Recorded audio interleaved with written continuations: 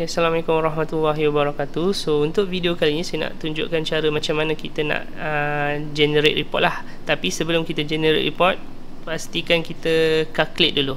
Okay, calculate ni ada kat sini. Klik sini, ya, count attendance. Dia akan kira. Kenapa setiap kali kita nak generate report, kenapa kita kena count attendance? Sebab kita nak tallykan apa yang data device fingerprint, device face, device card tu, kita nak tallykan dengan apa rule yang kita dah set kat sini lah. Ni semua kita dah set kan.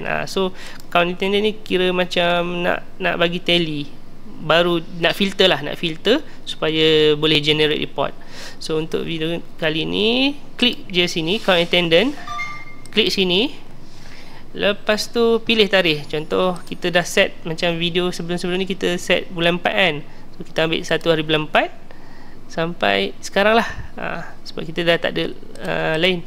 So 1 hari bulan 4, klik sini dengan sini. Kalau nak sini pun boleh, tapi by default sinilah 1 sampai 29. Nak 30 pun boleh, sebab sekarang 29, kita ambil 29 je lah. So 1 hari bulan 4 sampai 29. Okay, so klik sini yang mana kita nak tengok, time ke apa ke, nak semua pun tak ada masalah. Right, so department by default saya buat full lah department. Calculate. So bila calculate, kita tengok kat sini untuk department finance dengan admin saja. So ni ada 3 page, boleh klik sini, ataupun kita nak terus semua pun boleh, kita ambil 100. So dia akan keluar dalam satu page. Okay, so ini nampak 1 hari bulan 4 Aisyah shift, lepas tu tak ada check in. Sebab apa? Satu, maybe kalau tak silap saya ni raya lah. Kita ambil yang ni 3 hari bulan.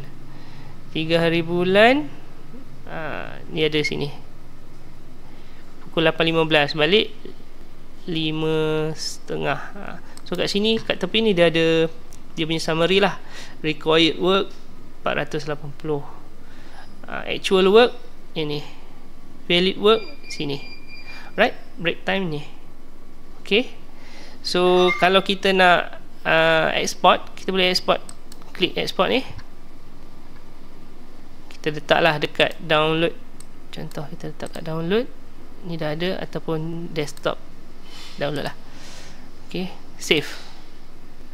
So dah ada kat sini, kita boleh open kat sini, open, dan kita boleh buka kat sini lah.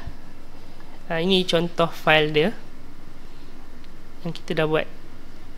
Okay, alright, ini yang basic punya lah, yang apa yang Dahwa sediakan ini.